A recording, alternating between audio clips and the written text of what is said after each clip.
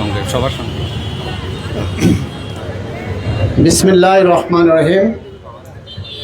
আন্তর্জাতিক মাদক বিরোধী দিবস উপলক্ষে বাংলাদেশ জামাত ইসলামী ফেনী জেলা শাখার যুব ক্রীড়া বিভাগ কর্তৃক আয়োজিত আজকের এই বর্ণাঢ্য রেলি উত্তর সমাবেশের সংগ্রামী সভাপতি, উপস্থিত জেলা, শহর ও সদর নেতৃবৃন্দ, সমবেত সংগ্রামী ফেনীবাসী, জাতির জাগ্রত বিবেক সাংবাদিক বন্ধুগণ, আসসালামু আলাইকুম ওয়া রাহমাতুল্লাহি ওয়া বারাকাতুহু। আপনারা জানেন, মাদক একটি দেশের জন্য, একটি জাতির জন্য ক্যান্সারের মতো।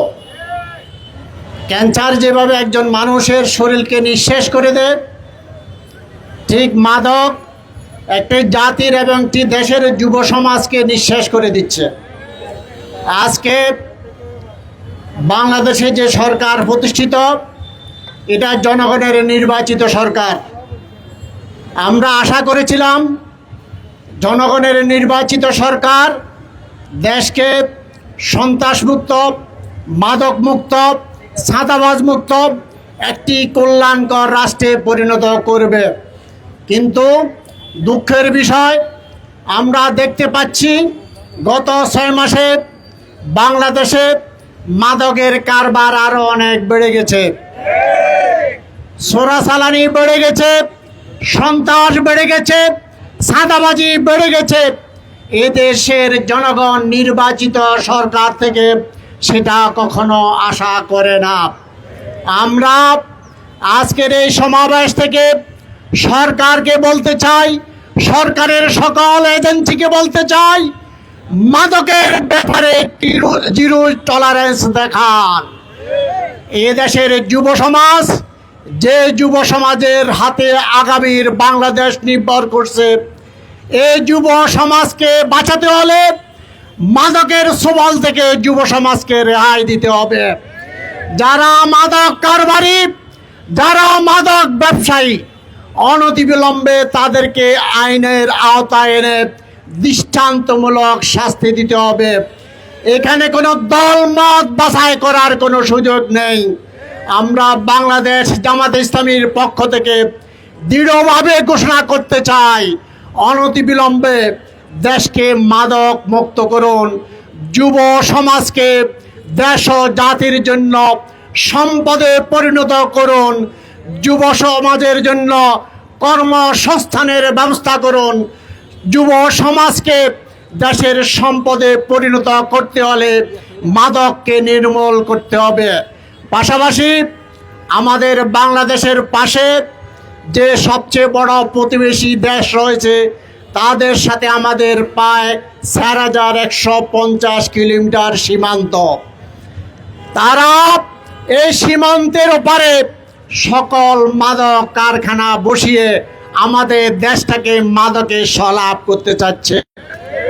তা আমি আজকের এই সমাবেশ থেকে আমাদের সীমান্তের অত্যন্ত প্রহরী বিজিবিকে বলতে চাই, আপনারা দেশ ও জাতির স্বার্থে আপনারা সীমান্তে অত্যন্ত প্রহরীর ভূমিকা পালন করুন, যাতে পার্শ্ববর্তী দেশ থেকে কোনো একটি মাদক বাংলাদেশের সীমানা দিয়ে ভিতরে প্রবেশ করতে না পারে।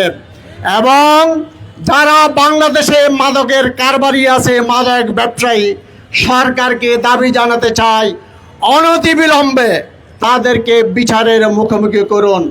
আসুন, বাংলাদেশ জামাত ইসলামী যুব ক্রীড়া বিভাগ দেশের প্রায় 6 কোটি যুব সমাজের হাতকে সম্পদে পরিণত করতে, বিভিন্ন কর্মসংস্থান সৃষ্টির মাধ্যমে, শিক্ষার মাধ্যমে তাদেরকে স্বাবলম্বী করতে চায়।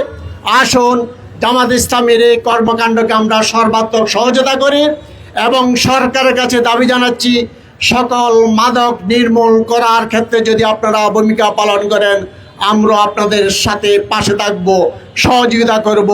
সরকারকে উদারত আহ্বান জানিয়ে আমার সংক্ষিপ্ত বক্তব্য এখানে শেষ করছি।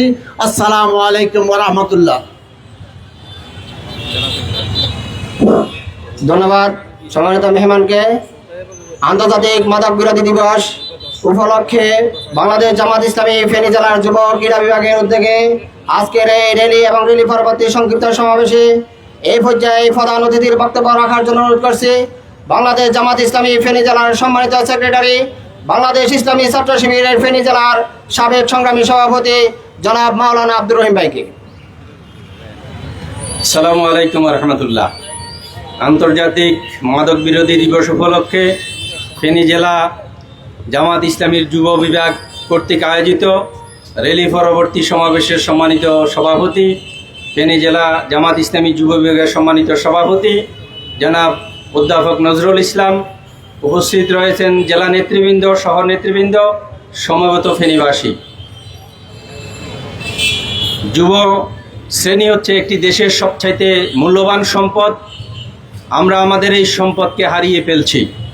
আমাদের এই সম্পদ রক্ষা করার জন্যে, আমাদের যুব সমাজকে রক্ষা করার জন্যে মাদকের হাত থেকে তাদেরকে বাঁচাতে হবে। আমরা লক্ষ্য করছি সরকার এবং প্রশাসনের লোকদের যোগ সাজসেই আমাদের যুবকদের চরিত্র বিধ্বংসী এই মাদকের কারবার এই সমাজে চলছে। আমরা যদি তাদেরকে রক্ষা করতে চাই, এই যুবকদেরকে রক্ষা করতে চাই, আমাদের সরকার যদি আন্তরিক হয়, সত্যিকার অর্থে যদি আগামীর সম্পদ যারা দেশকে নেতৃত্ব দেবে, দেশ পরিচালনা করবে, সেই যুব শ্রেণীকে রক্ষা করতে হয়, সবার আগে সরকারকে আন্তরিক হতে হবে। তার পাশাপাশি প্রশাসনকে সরকারের এই আন্তরিকতা নিয়ে অভিযান চালিয়ে মাদককে নির্মূল করতে হবে। কিন্তু দুর্ভাগ্যজনকভাবে আমরা লক্ষ্য করি মাঝে মাঝে পত্রিকায় রিপোর্ট আসে হাজার হাজার লাখ লাখ পিস ইয়াবা নিয়ে সরকারের বিভিন্ন পর্যায়ে নেতাকর্মী, সরকার দলীয় এবং প্রশাসনের, বিশেষ করে পুলিশ প্রশাসন এবং কোনো কোনো জায়গায় আমরা এটাও লক্ষ্য করেছি সেনাবাহিনীর কোনো কোনো সদস্য ধরা পড়েছে। ফেনী জেলেও একজনকে এরকম আমি নিজেও দেখেছি, 3,50,000 পিস ইয়াবা নিয়ে ধরা পড়েছে। সে সেনাবাহিনীর একজন সৈনিক ছিল। এভাবে সেনাবাহিনী, পুলিশ বাহিনী, বিজিবি সহ প্রশাসন যারা এই নির্মূল কাজে নিয়োজিত রয়েছেন তারা এই কাজটি করে যাচ্ছেন। আমরা তাদের প্রতি উদাত্ত আহ্বান জানাবো। আমাদের দেশকে রক্ষা করার জন্যে আমাদের যুব সমাজকে সবার আগে রক্ষা করতে হবে। আপনার সন্তান যদি ইয়াবা সেবী হয়, আপনার সন্তান যদি মাদক সেবী হয়, তাহলে আপনার কাছে কেমন কষ্ট লাগবে সে বিষয়টা আপনি একবার অনুভব করুন। যে ঘরে একজন মাদক সেবী রয়েছে সেই ঘরের মা, বাবা, ভাই, বোন তারা বুঝতে পারে কি পরিমাণ কষ্ট তারা ফিল করছে, ভোগ করছে। অতএব এই সমাজের প্রতিটি মা বাবাকে সুখে শান্তিতে রাখতে হলে এবং দেশকে এগিয়ে নিয়ে যেতে হলে আমাদের যুব সমাজকে মাদক মুক্ত একটি জীবন উপহার দিতে হবে। তার জন্যে আমরা সর্বস্তরে সচেতনতার পাশাপাশি প্রশাসন এবং সরকারের কাছে জোর দাবি জানাচ্ছি, আপনারা এগিয়ে আসুন, আমাদের যুব সমাজকে রক্ষা করুন, আগামীর বাংলাদেশকে সুন্দরভাবে গড়ার ক্ষেত্রে ভূমিকা রাখুন। সবাইকে উদাত্ত আহ্বান জানিয়ে, ধন্যবাদ জানিয়ে আমার বক্তব্য শেষ করছি। আসসালামু আলাইকুম রহমতুল্লাহ। ধন্যবাদ সম্মানিত প্রধান মেহমানকে।